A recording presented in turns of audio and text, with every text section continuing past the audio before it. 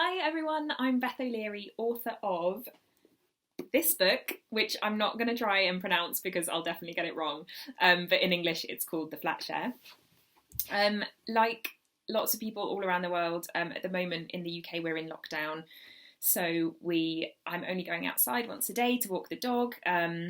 It's a really anxious time, and I know a lot of people are struggling, so what I thought I would do is come on here, tell you a little bit about some books that I've loved, because I found reading has been really comforting during this difficult time, and I've found myself really reaching for a good book when I'm feeling worried or sad. So if anyone else is doing the same, here are some recommendations. And if nothing else, I hope just 5 minutes of me chatting to you about some of my favourite books might distract you.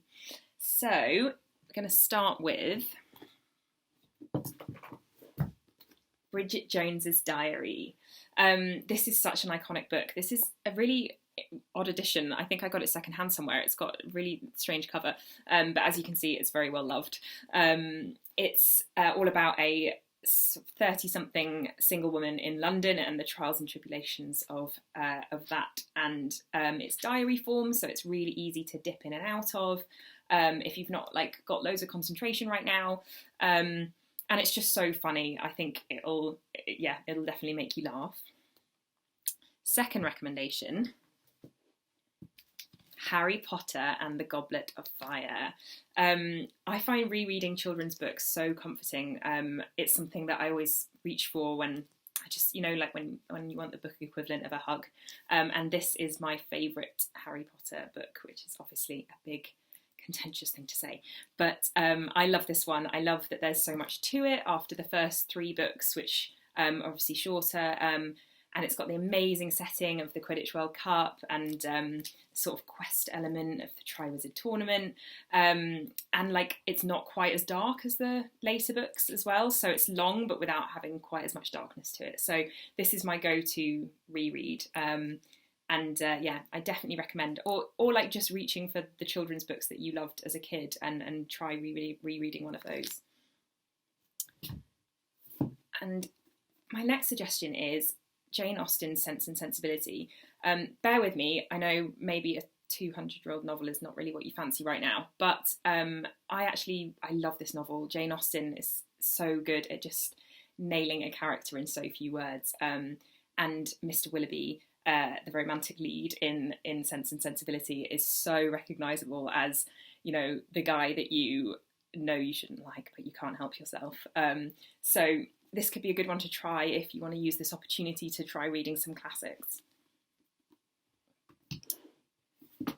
My next suggestion is, this is a proof copy, so it doesn't have the title on the front, but it is called Last Tang Standing by Lauren Howe.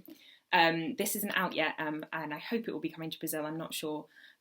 But it's a brilliant novel about a lawyer in Singapore called Andrea Tang, who is super successful. She's really nailing it, but her mum is not happy because she is still single. And it's sort of Andrea's journey into dating. Again, like Bridget Jones, it's in diary form, which just means it's even easier to pick up and dip in and out of. And it's really slick, it's really funny, especially for a debut. So I was really impressed and I really loved it. And my last recommendation is the Happy Ever After playlist by Abby Jimenez. This is about a woman called Sloane who lost her fiance 2 years ago, and she literally drives into a dog. Dogs aren't harmed, don't worry. And the dog seems to have no owner, and so she takes it home, and then 2 weeks later, the dog's owner, of course, materialises. He's a very successful musician, he's been on tour, and he thinks somebody's looking after his dog. So the two of them sort of connect that way, and then the story develops from there. But it's a lovely, warm romance, and if you're in the mood for something cosy, it would be a good one to reach for. So I hope there was something in all of that you liked, and if you've read my book and it's made you smile, I would really love to hear about that too. And you can always message me on Instagram or Twitter or Facebook, and I really do try and read everyone's messages. But whatever you're reading, I hope it's making you smile and keeping you sane. Sending lots of love. I hope everyone's well.